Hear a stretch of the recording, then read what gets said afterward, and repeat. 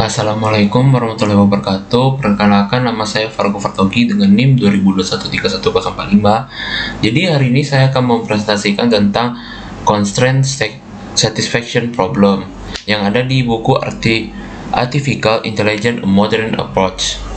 Di bab 6 ini, di constraint satisfaction problem, di bab ini kita akan melihat bagaimana memperlakukan keadaan sebagai sesuatu yang lebih dari sekedar kotak hitam kecil, mengarah pada metode pencarian baru dan pemahaman yang lebih mendalam tentang struktur algoritma pencarian CSP, memanfaatkan struktur keadaan dan menggunakan heuristik umum daripada heuristik yang spesifik untuk domain untuk memungkinkan penyelesaian masalah kompleks.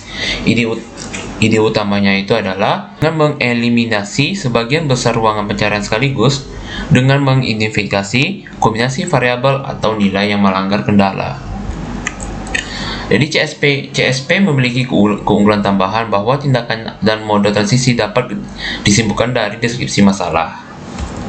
Oke, di sini kita bakal masuk ke masalah penuh atau constraint satisfaction problem. Terdiri dari tiga komponen, yaitu X, D, dan C. X sebagai himpunan variabel, D sebagai himpunan domain, yaitu domain untuk setiap variabel, dan C sebagai himpunan kendala yang menentukan kombinasi nilai yang diizinkan. Nah, ini adalah beberapa macam dari masalah penuh kendala atau CSP, yaitu ada map clearing, job shop scheduling, variasi pada formalisme CSP. Dan di map clearing itu kita ambil contoh masalah itu pemberian warna pada peta map.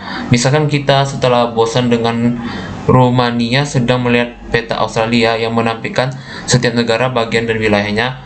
Tugas yang diberikan adalah memberi warna pada setiap wilayah dengan warna merah, hijau, atau biru sedemikian rupa sehingga tidak ada dua wilayah tetangga yang memiliki warna yang sama. Jadi dia memberikan warna yang berbeda-beda untuk setiap untuk setiap negaranya. Untuk merumuskan masalah ini, sebagian CSP kita mendefinisikan variabel-variabelnya sebagai wilayah-wilayah tersebut, yaitu X, WA, NT, Q, NSW, V, SAT. Jadi ini ada contoh gambar map coloringnya. Domain dari setiap variabel adalah D, red, green, blue. Kendala-kendala tersebut mengharuskan wilayah-wilayah tetangga memiliki warna yang berbeda, karena ada 9 tempat di mana wilayah-wilayah tersebut terbatas.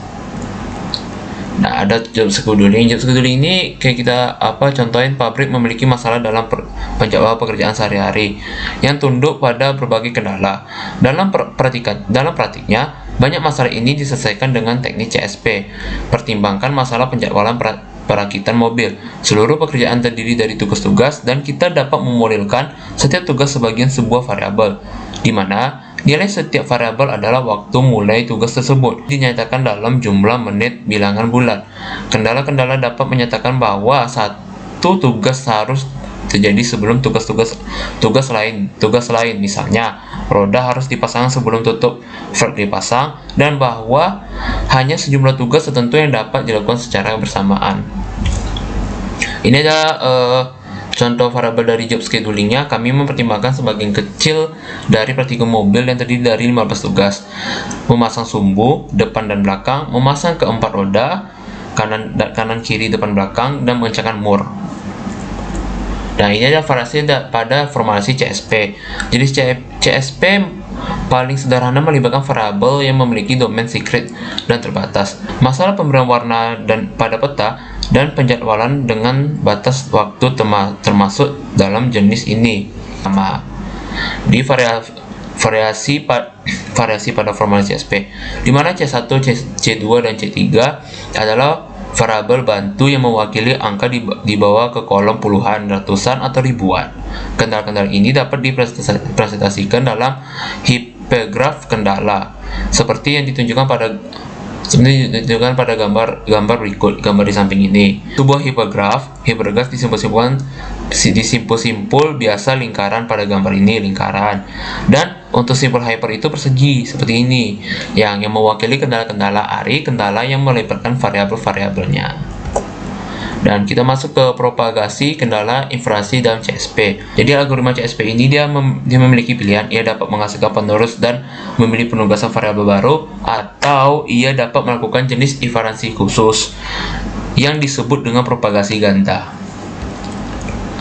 Ada beberapa propagasi kendala inference dalam CSP, yaitu not konsistensi atau konsistensi not, terus ada arc konsistensi atau konsistensi busur. Not konsistensi ini sebuah variabel tunggal yang sesuai dengan sebuah not dalam grafik CSP. Dikatakan konsisten secara not jika semua nilai dalam domain variabel memenuhi kendala uneranya. Dan kalau konsisten busur atau arc konsistensi itu sebuah variabel dalam CSP dikatakan memenuhi konsisten busur atau arc konsisten jika setiap nilai dalam domain memenuhi kendala-kendala biner variabel tersebut. Oke, yang ini nih konsisten global, ini yang keempat, dan yang Sudoku ini ada yang kelima.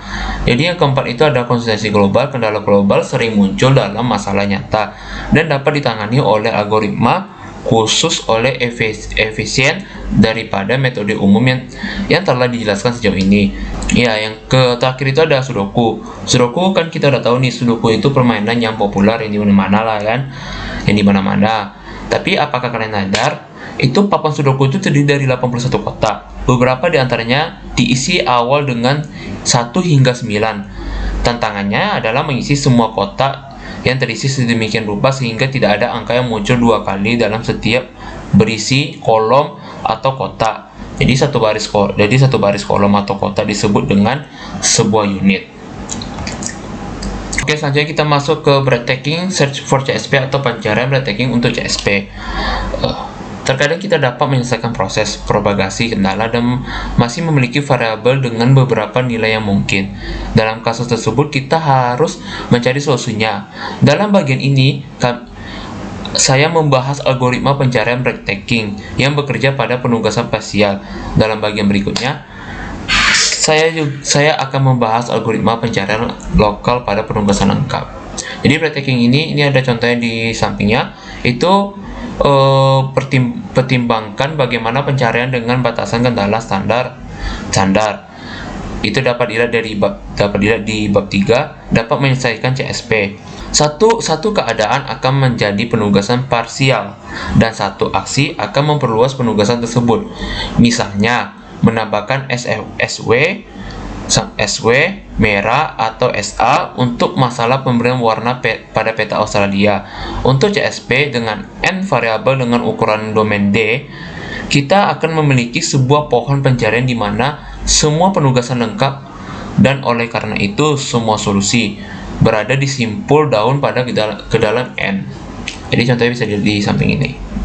Oke, kita masuk ke variabel and value ordering, pemesanan variabel.